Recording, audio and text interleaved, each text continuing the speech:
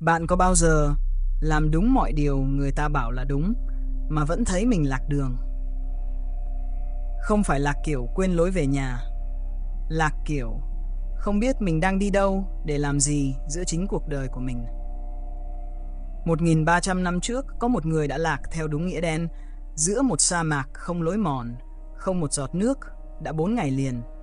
Ngài gục xuống, cát nóng áp vào má, môi nứt ra, không còn nước bọt để làm ẩm. Và trong khoảnh khắc mình tin chắc Ngài sắp chết, Ngài làm một điều. Nếu bạn hiểu được vì sao Ngài làm điều đó, có thể nó sẽ đổi cách bạn nhìn cơn khủng hoảng của chính mình ngay tối nay. Người đó tên Huyền Trang. Bạn có thể từng nghe tên Ngài qua một bộ truyện, một bộ phim, hình ảnh một nhà sư cưỡi ngựa, có mấy đệ tử pháp lực cao cường đi theo bảo vệ. Nhưng đó là câu chuyện được thêu dệt về sau. Người thật, Huyền Trang thật, đi một mình. Không đệ tử, không phép thuật, không ai bảo vệ. Chỉ một con ngựa già, một bình bát và một câu hỏi Ngài mang theo suốt 17 năm, nặng hơn bất kỳ hành lý nào. Mình sẽ kể cho bạn nghe câu hỏi đó là gì. Nhưng trước tiên, bạn cần biết vì sao một pháp sư nổi tiếng bậc nhất kinh đô lại nằm giữa sa mạc, một mình, không giấy phép, không đường lui. Vào năm 629, Trường An là kinh đô của một đế chế vừa ổn định sau chiến tranh. Triều đình nhà Đường để giữ yên biên giới ra lệnh cấm dân thường xuất cảnh. Huyền Trang khi đó đã là một pháp sư được kính trọng. Ngài giảng kinh ở những tự viện lớn nhất. Ngài có một cuộc sống mà nhiều tăng sĩ khác mơ ước. Nhưng Ngài mang một nỗi khổ, không giống nỗi khổ của người thường. Ngài đọc kinh Phật, những bản dịch tiếng Hán, và nhận ra chúng mâu thuẫn nhau. Chỗ này nói một đằng, chỗ kia nói một nẻo. Người dịch trước không thông thạo tiếng Phạn, dịch theo cảm tính, theo cách hiểu riêng của họ. Ngài hỏi các bậc thầy của mình, không ai trả lời được thấu đáo. Bạn thử hình dung xem, bạn đang cần một câu trả lời sống còn cho câu hỏi, đâu là sự thật, mà tất cả những người xung quanh chỉ đưa ra được những mảnh vỡ, mỗi người một kiểu. Đó không phải nỗi khổ vì thiếu ăn, thiếu mặc. Đó là nỗi khổ của một người có gần như tất cả, danh tiếng, chỗ đứng, sự nể trọng, nhưng vẫn không có thứ mình cần nhất, một con đường đáng tin để đi theo. Bạn có thấy quen không? Rất nhiều người hôm nay cũng vậy. Có công việc ổn định, có nhà dù đang trả góp, có một danh sách những điều phải đạt được, đã đánh dấu gần hết. Và vẫn, nửa đêm, nằm đó nhìn trần nhà tự hỏi, mình đang đi đâu? Không phải vì cuộc sống tệ, mà vì không ai, kể cả chính mình, chỉ ra chắc chắn được con đường này có đúng không? Đó chính là khủng hoảng hiện sinh. Không phải một cú sốc vì mất mát lớn, mà là cảm giác mất phương hướng, ngay giữa lúc mọi thứ, nhìn từ bên ngoài, đều ổn. Huyền Trang quyết định một điều không ai trong thời đại Ngài dám nghĩ tới. Ngài sẽ tự mình đến Ấn Độ, nơi Phật giáo khởi nguồn, tìm bản gốc, học lại từ đầu, rồi mang về một bản dịch đúng. Một mình, không giấy phép của triều đình, nghĩa là nếu bị bắt, Ngài có thể bị xử như một kẻ phạm pháp. Ngài rời Trường An vào một đêm không tiễn đưa, không ai hay biết. Chặng đầu, Ngài còn đi được cùng vài người buôn, vài lữ khách, nhưng càng gần biên giới, người đồng hành càng thưa dần. Đến Ngọc Môn Quan, cửa ải cuối cùng trước khi vào sa mạc, không ai dám đi cùng Ngài nữa. Vượt qua đó là phạm pháp, là liều mạng. Ngài đứng một mình trước cửa ải, nhìn về phía sau, nơi có kinh đô, có danh tiếng, có một cuộc sống an toàn đang chờ, nếu Ngài quay lại. Rồi Ngài nhìn về phía trước, nơi chỉ có cát và một câu hỏi, chưa có lời đáp. Bạn đã bao giờ đứng ở một ngã rẽ như vậy chưa? Không phải ngã rẽ giữa hai con đường rõ ràng, mà ngã rẽ giữa một bên là an toàn và một bên là câu hỏi bạn không chắc có lời đáp hay không. Một người lính gác tên Vương Tường phát hiện ra Ngài. Đúng phận sự, ông phải bắt giữ, giao nộp về triều. Nhưng ông nhìn Huyền Trang một lúc lâu, rồi ông làm một điều ngoài phận sự. Ông thả Ngài đi, còn dặn dò Đường tránh những trạm gác phía trước. Ông nói đại ý, pháp sư đã quyết tâm đến vậy, tôi sao nỡ ngăn cản. Đó là lần đầu tiên, nhưng không phải lần cuối, một người xa lạ chọn tin vào con đường của Huyền Trang nhiều hơn cả luật lệ họ đang giữ. Và rồi, chỉ còn lại Ngài và sa mạc. Sa mạc Ngài phải băng qua tên là Mạc Hạ Diên Kỳ, trải dài hơn 800 dặm, không cây, không nước, không một dấu chân người sống. Người dẫn đường duy nhất là những bộ xương lạc đà, và đôi khi xương người, cột mốc của những đoàn thương buôn từng thất bại trước đó. Không có bản đồ cho một nơi như vậy, không có gì để bám vào ngoài phương hướng ước chừng và một dạng niềm tin không tên. Ngày đầu, Ngài còn giữ được nhịp bước vững. Ngày thứ hai, nắng bắt đầu thiêu cháy môi Ngài. Rồi đến ngày thứ tư, khi tay Ngài run lên vì kiệt sức, khi cố kéo chiếc túi ra đựng nước còn lại, Ngài làm rơi nó. Nước, toàn bộ số nước còn lại, thấm vào cát, biến mất trong vài giây. Bạn thử tưởng tượng cảm giác đó. Không phải mất một món đồ, mà là mất đi thứ duy nhất giữ bạn sống ngay trước mắt, không cách nào lấy lại. Ngài đứng đó, nhìn vệt ẩm trên cát đang khô dần. Và lần đầu tiên kể từ khi rời Trường An, Huyền Trang nghĩ đến việc quay đầu. Không phải vì Ngài yếu đuối, bạn cũng sẽ nghĩ vậy thôi nếu bạn ở đó.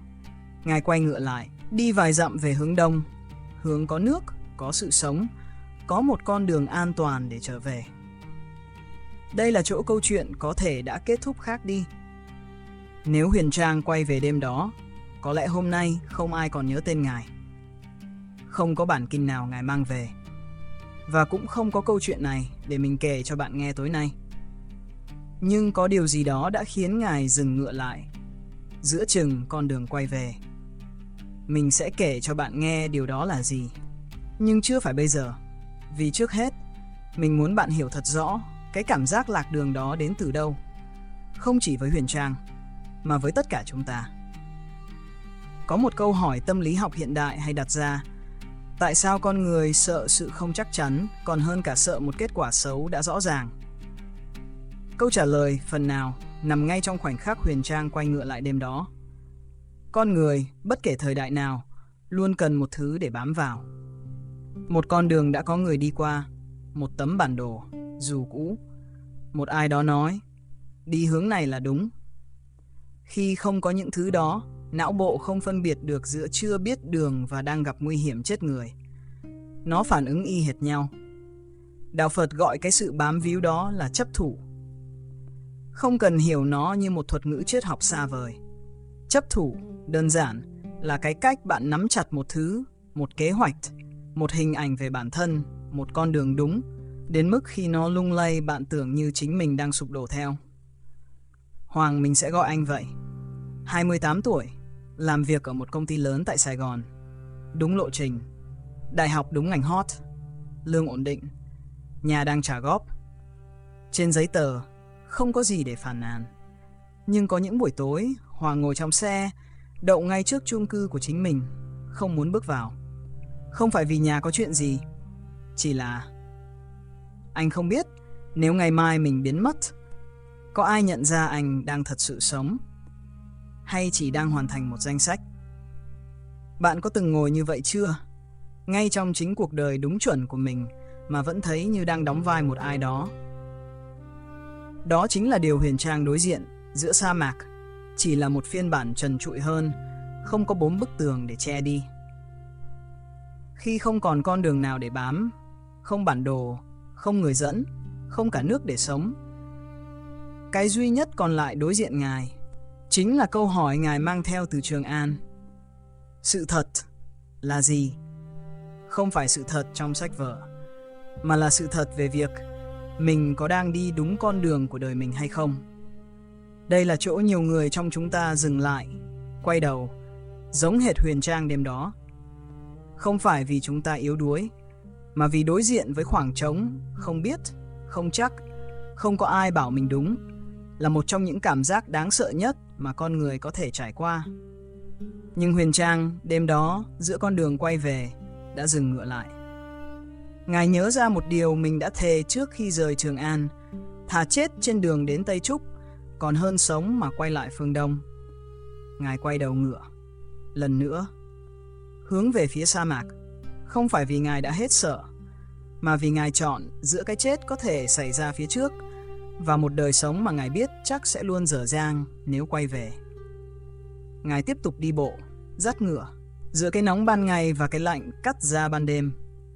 Không còn nước, chỉ còn ý chí và một câu mà Ngài bắt đầu lẩm nhẩm, không phải để cầu xin điều gì, mà để giữ cho tâm trí mình không vỡ vụn. Bạn có biết Ngài học câu đó ở đâu không?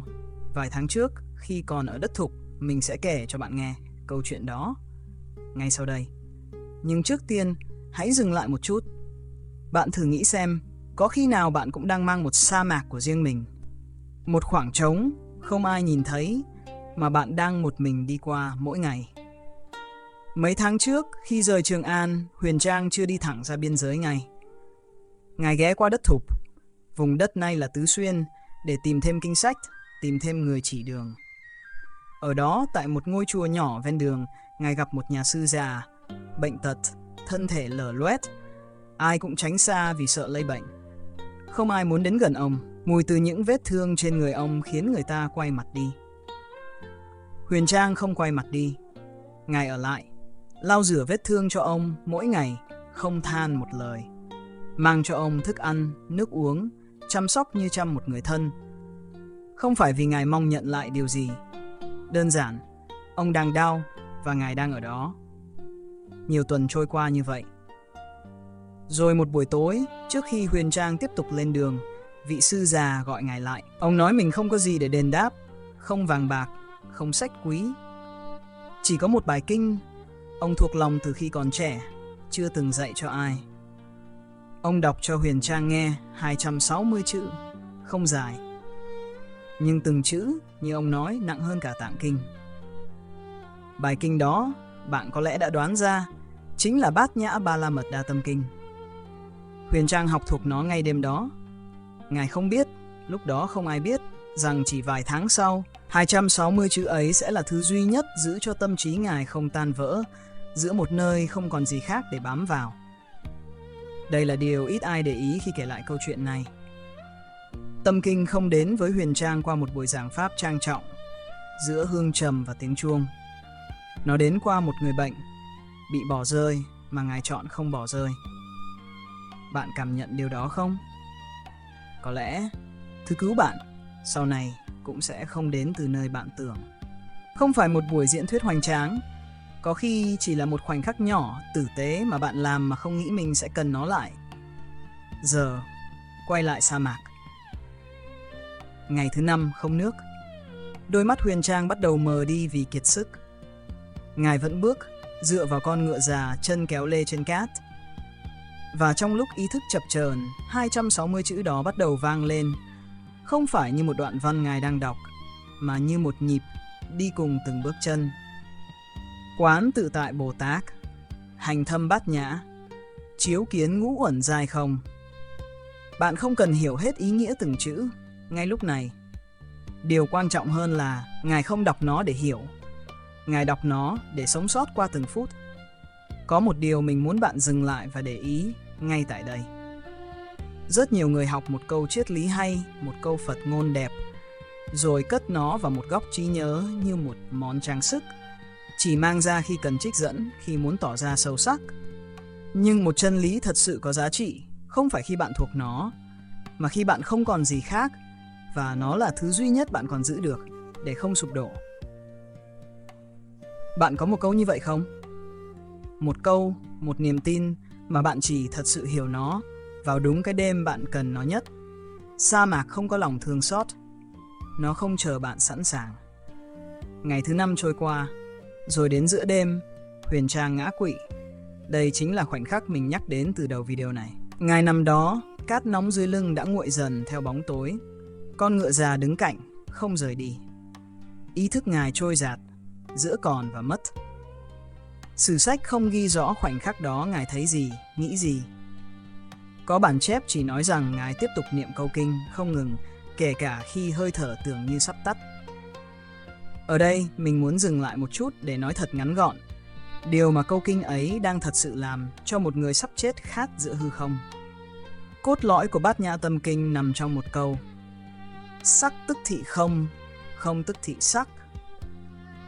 Nếu bạn từng nghe câu này, có thể bạn từng nghĩ nó là một câu đố triết học khó hiểu. Mình sẽ không giảng lại nó như một bài học ở đây. Có một dịp khác, mình đã đi sâu vào điều đó rồi. Điều mình muốn bạn thấy ngay lúc này không phải là ý nghĩa của câu kinh, mà là cách nó vận hành trong đúng khoảnh khắc sinh tử đó. Cơn khát của Huyền Trang có thật. Nỗi sợ chết của ngài có thật. Cát nóng, cổ họng khô rát, tay chân rã rời, tất cả đều có thật, theo đúng nghĩa đen. Tâm kinh không phủ nhận điều đó. Nó không nói với ngài, cơn khát này không tồn tại. Nó nói một điều khác, tinh tế hơn nhiều. Cơn khát này, nỗi sợ này, dù có thật, dù đang xảy ra, không phải là bản chất cố định, bất biến của chính ngài.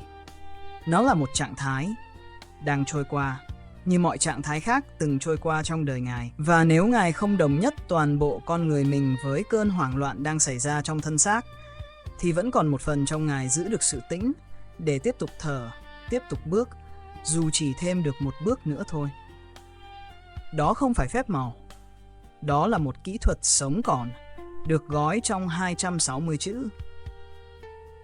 Bạn thử nghĩ về Hoàng một lần nữa. Người ngồi trong xe, không muốn bước vào nhà. Nỗi trống rỗng của anh có thật.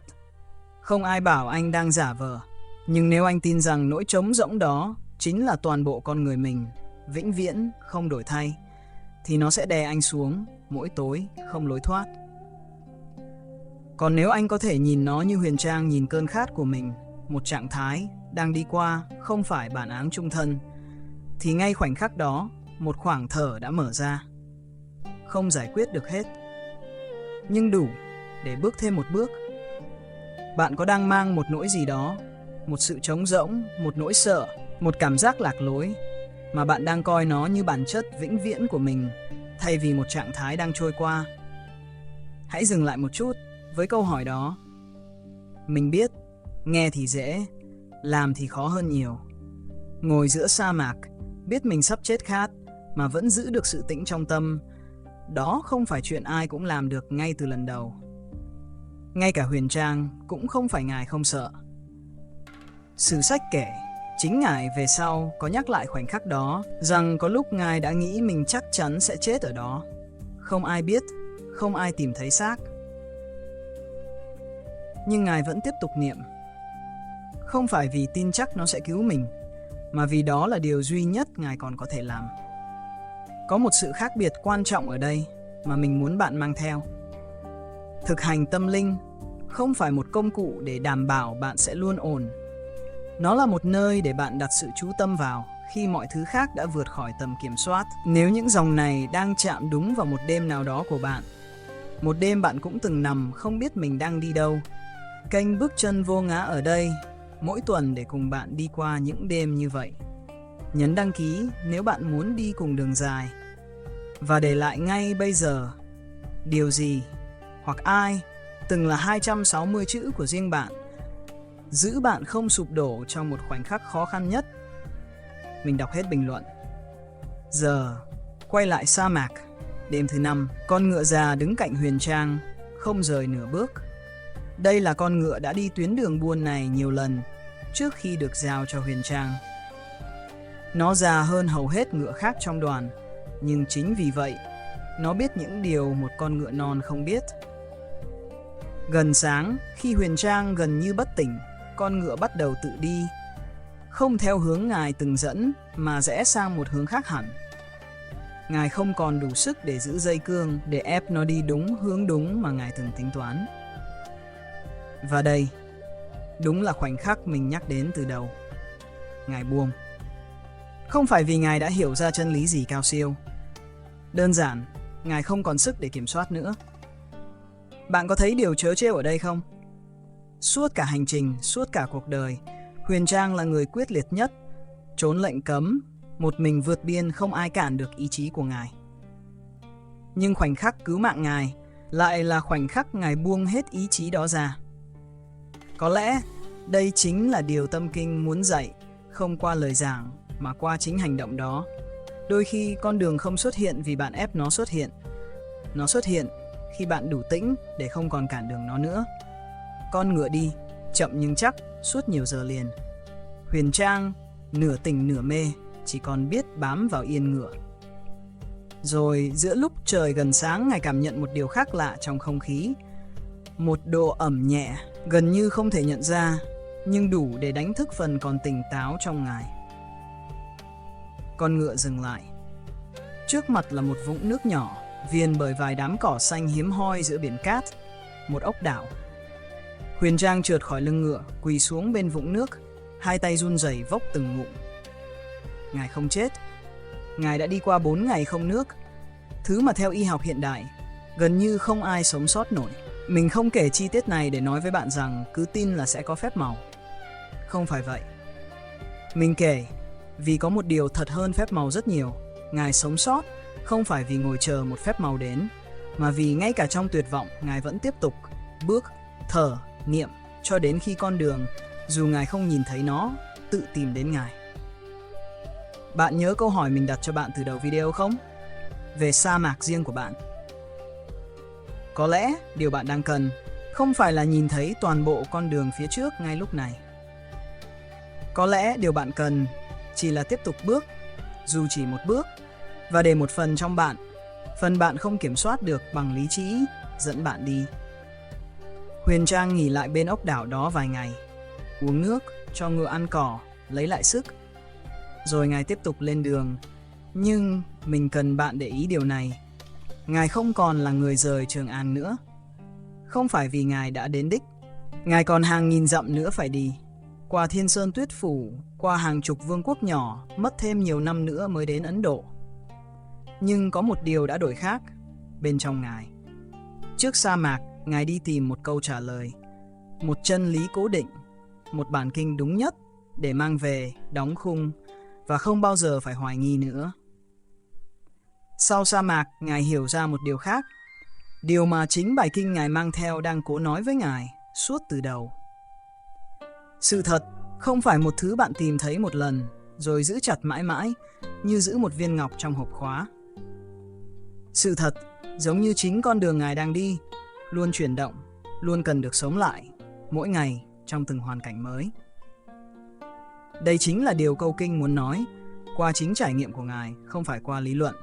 Sắc, mọi hình tướng, mọi hoàn cảnh, mọi cảm giác bạn đang có, luôn trong dòng chảy, không đứng yên. Và vì luôn trong dòng chảy, nên không có hoàn cảnh nào, dù tệ đến đâu, là điểm kết thúc tuyệt đối. Cũng như không có hoàn cảnh nào, dù tốt đến đâu, là nơi bạn có thể ngừng lại, đóng băng mãi mãi. Bạn có nhận ra điều đó trong chính cuộc sống của mình không?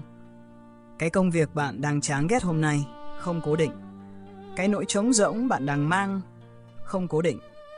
Ngay cả niềm vui bạn đang có cũng không cố định. Nghe có vẻ đáng buồn nếu bạn chỉ nhìn ở một góc. Nhưng nhìn ở góc khác, đó chính xác là lý do bạn luôn có thể bắt đầu lại. Vì không có gì đã đóng lại vĩnh viễn cả. Ngài tiếp tục hành trình qua Cao Xương, một vương quốc nhỏ ở Trung Á, do một vị vua tên Khúc Văn Thái cai trị.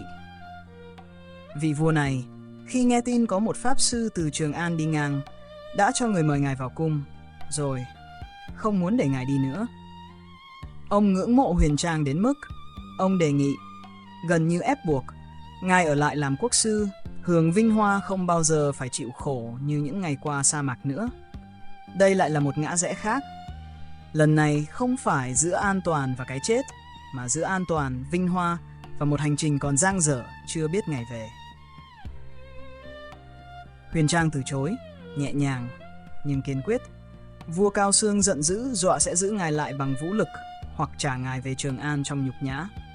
Huyền Trang đáp lại bằng một hành động, không phải bằng tranh cãi. Ngài tuyệt thực. 3 ngày liền, Ngài không ăn, không uống, ngồi yên, không nói một lời phản kháng nào thêm. Ý Ngài rất rõ. Nhà vua có thể giữ được thân xác Ngài, nhưng không thể giữ được con đường Ngài đã chọn. Đến ngày thứ 3, nhìn hơi thở Huyền Trang yếu dần, vua Cao Xương mềm lòng. Không những thả Ngài đi, ông còn kết nghĩa huynh đệ với Ngài, tặng lương thực, ngựa, người hộ tống và cả những lá thư giới thiệu đến các vương quốc phía trước. Bạn để ý thấy điều gì ở đây không? Sa mạc dạy Ngài buông bỏ kiểm soát khi không còn lựa chọn nào khác. Nhưng ở Cao Xương, Ngài học một bài khác. Đôi khi, giữ vững một ranh giới cũng là một hình thức của buông bỏ. Buông cái gì? Buông sự cám dỗ muốn được an toàn bằng mọi giá, kể cả khi cái giá đó là từ bỏ chính con đường mình đã chọn. Đây không phải mâu thuẫn với bài học ở sa mạc. Đây là mặt còn lại của cùng một chân lý. Sắc tức thị, không có nghĩa là buông xuôi mọi thứ, không giữ lập trường gì. Nó có nghĩa bạn vẫn giữ lập trường, vẫn hành động, vẫn cố gắng, nhưng không còn phải gồng mình bảo vệ một cái tôi cố định trong quá trình đó. Ngài giữ lập trường không phải để chứng minh mình đúng, mình mạnh. Ngài giữ vì đó là con đường Ngài đã chọn trước cả khi rời Trường An. Rồi Ngài tiếp tục đi qua Thiên Sơn Tuyết Phủ, nơi 1/3 đoàn tùy tùng do vua Cao Xương cử theo đã chết vì lạnh và tuyết lở. Qua những vương quốc nhỏ ở Trung Á, nơi Ngài học thêm ngôn ngữ, thêm kinh sách, thêm những mảnh ghép của câu hỏi Ngài mang theo từ đầu. Và cuối cùng, sau gần 2 năm rời Trường An, Huyền Trang đến được Ấn Độ. Ngài đến Nalanda, tu viện Phật giáo lớn nhất thế giới thời đó, nơi có hàng nghìn tăng sĩ, hàng nghìn cuộn kinh và những bậc thầy uyên bác nhất còn sống. Ngài ở lại đó 17 năm, học, tranh luận, dịch thuật, đối chiếu từng bản kinh, từng cách hiểu, cho đến khi Ngài có thể tự tin, không phải vì tự phụ, mà vì đã đi đủ xa, đủ sâu, rằng mình hiểu đúng. Ở đây, mình muốn bạn để ý một điều. 17 năm. Đó không phải một khoảnh khắc giác ngộ chớp nhoáng như trong phim. Đó là một quá trình dài, chậm, đôi khi buồn tẻ, của việc tiếp tục quay lại câu hỏi mỗi ngày. Bạn có đang mong đợi câu trả lời cho cơn khủng hoảng của mình đến trong một khoảnh khắc, một cuốn sách, một video, một buổi thiền cuối tuần? Có thể nó sẽ đến, nhưng nhiều khả năng hơn, giống Huyền Trang, nó đến qua rất nhiều ngày bình thường, cộng dồn lại. Rất nhiều lần bạn chọn tiếp tục dù không thấy kết quả ngay. Đừng vội. Đây không phải một cuộc chạy nước rút. Trong những năm ở Nalanda, có một điều thú vị mà sử sách ghi lại. Huyền Trang trở nên nổi tiếng đến mức một vị vua Ấn Độ, vua Harsha, mời Ngài chủ trì một cuộc tranh luận triết học lớn trước hàng nghìn học giả từ khắp nơi. Không ai bác bỏ được lập luận của Ngài trong suốt 18 ngày tranh luận.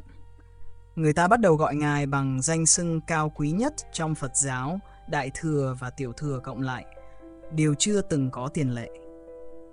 Nhưng đây là điều mình muốn bạn nhớ nhất từ đoạn này. Ngay khi ở đỉnh cao danh vọng đó, được cả một đế chế Ấn Độ tôn vinh, Huyền Trang vẫn quyết định quay về. Về Trường An. Về nơi nếu bị bắt, Ngài vẫn có thể bị xử tội, vì lệnh cấm xuất cảnh năm xưa về mặt pháp lý chưa từng được gỡ bỏ.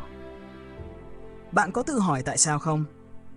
Nếu là bạn, đang ở đỉnh cao được tôn vinh an toàn, bạn có muốn quay về nơi có thể khiến mình gặp nguy hiểm không?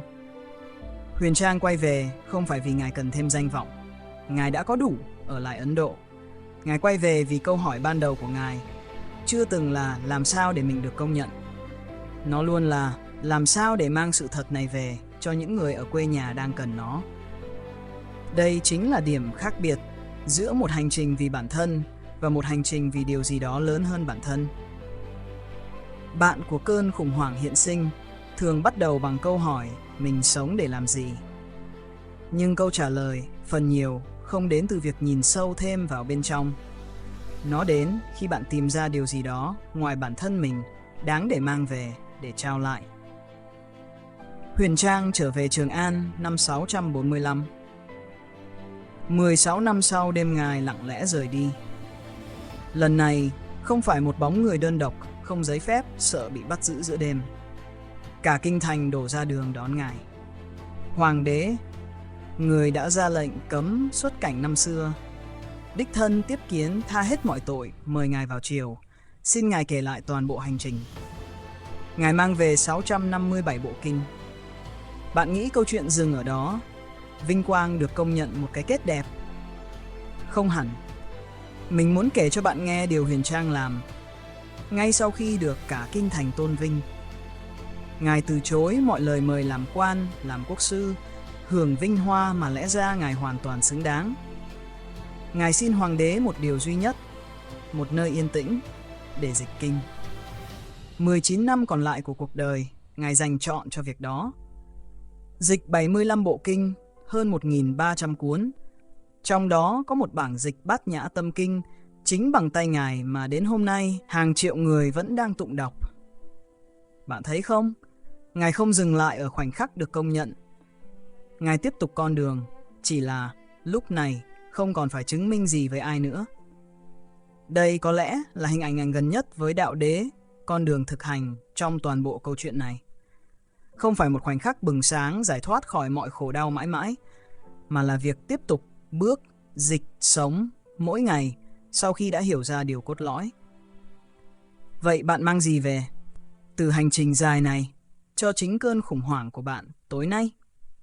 Mình sẽ không đưa ra một danh sách 5 bước để hết khủng hoảng hiện sinh. Bạn đã nghe đủ những danh sách như vậy rồi, mình biết. Thay vào đó mình muốn để lại cho bạn vài câu hỏi, giống cách Huyền Trang mang theo một câu hỏi chứ không phải một câu trả lời khi rời Trường An. Câu hỏi thứ nhất: cái sa mạc bạn đang đi qua, ngay lúc này, bạn có đang cố kiểm soát toàn bộ con đường phía trước đến mức kiệt sức? Hay bạn có thể, giống Huyền Trang lúc buông dây cương, để một phần trong mình không cố kiểm soát dẫn đường? Câu hỏi thứ hai: có 260 chữ nào, một niềm tin, một người, một ký ức mà bạn đang mang theo nhưng chưa thật sự để nó trở thành nơi bạn quay về khi mọi thứ khác sụp đổ? Câu hỏi thứ ba: bạn đang tìm ý nghĩa cuộc đời bằng cách nhìn sâu thêm vào bên trong mình? Hay có một điều ngoài bản thân bạn đáng để bạn mang về, trao lại mà bạn chưa từng thử? Không cần trả lời ngay cả 3 câu. Chỉ cần giữ chúng lại như Huyền Trang giữ một câu kinh chưa hiểu hết trong túi hành trang và để chúng tự lên tiếng đúng lúc bạn cần. Có một chi tiết nhỏ mình muốn kể thêm trước khi kết thúc. Những năm cuối đời, khi sức khỏe Huyền Trang đã yếu, các đệ tử hỏi Ngài có sợ không khi biết mình sắp mất. Ngài không trả lời bằng một bài giảng dài. Ngài chỉ nói rằng đời Ngài đã sống trọn với con đường mình chọn và những gì cần làm đã làm. Không phải một câu trả lời hoàn hảo, dứt khoát về cái chết, nhưng là một câu trả lời của một người không còn gì phải hối tiếc về hướng mình đã đi. Bạn thử nghĩ xem, nếu hôm nay là ngày cuối cùng bạn được hỏi câu đó, bạn sẽ trả lời thế nào? Không cần một câu trả lời đẹp để kể cho ai nghe, chỉ cần thành thật với chính bạn. Mình nghĩ đó chính là điều Bát Nhã Tâm Kinh sau cùng muốn để lại, không phải một cách hiểu đúng về vũ trụ, mà một cách sống, nơi bạn không còn phải gồng mình giữ chặt lấy từng mảnh sắc đang trôi qua, công việc, danh xưng, cả nỗi sợ hãi của chính bạn. Như thể mất chúng là mất chính mình. Vì bạn, cái phần đang thở, đang nghe những dòng này, ngay lúc này, chưa từng thật sự gắn chặt vào bất kỳ mảnh sắc nào trong số đó. Bạn vẫn luôn có thể bắt đầu lại, ngay từ đây. Nếu bạn đã đi cùng mình đến tận đây, gần 1 giờ đồng hồ, qua một sa mạc 1.300 năm trước, có lẽ đâu đó trong bạn cũng đang có một điều gì đó vừa lung lay, vừa dịch chuyển. Kênh Bước Chân Vô Ngã ở đây, mỗi tuần không phải để cho bạn thêm một danh sách phải làm, mà để cùng bạn đi chậm lại qua những câu hỏi như thế này. Nếu điều đó có ích, nhấn đăng ký để đi tiếp cùng mình. Và trước khi kết thúc, mình muốn hỏi bạn một câu cuối cùng. Nếu ngày mai bạn phải rời bỏ mọi thứ đang neo giữ bạn lại, công việc, danh xưng, những kế hoạch đã vạch sẵn, giống như Huyền Trang rời Trường An trong đêm đó, bạn nghĩ điều gì, chỉ một điều thôi, bạn sẽ mang theo? Không cần là một câu kinh, không cần là điều gì cao siêu, có thể chỉ là một người, một ký ức, một niềm tin nhỏ bạn chưa từng nói ra với ai. Để lại điều đó bên dưới video này. Mình đọc hết bình luận, thật đấy. Và nếu hành trình này chạm đến bạn, dù chỉ một đoạn, hãy gửi nó cho một người bạn nghĩ cũng đang đi qua sa mạc của riêng họ mà chưa biết nói với ai. Đôi khi người ta không cần một câu trả lời hoàn chỉnh, người ta chỉ cần biết mình không phải người duy nhất đang lạc. Sắc tức thị không, không tức thị sắc. Không phải một câu thần chú để tụng cho có, mong đổi lấy bình an, mà là lời nhắc rằng ngay cả giữa sa mạc tưởng như vô tận nhất trong đời bạn, cũng không có gì là cố định mãi mãi. Kể cả cơn khủng hoảng bạn đang mang, tối nay. Huyền Trang đã đi qua sa mạc đó không phải vì Ngài mạnh mẽ hơn người thường, mà vì ngay cả khi ngã quỵ, Ngài vẫn giữ lại một điều nhỏ thôi để tiếp tục. Bạn cũng có điều đó. Có thể bạn chưa nhận ra ngay lúc này, nhưng nó ở đó, chờ bạn, ngay khoảnh khắc bạn cần đến nó nhất. Và khi bạn tìm thấy nó, bạn sẽ biết con đường phía trước dù chưa nhìn thấy rõ, vẫn luôn có thể bắt đầu lại. Ngay từ đây,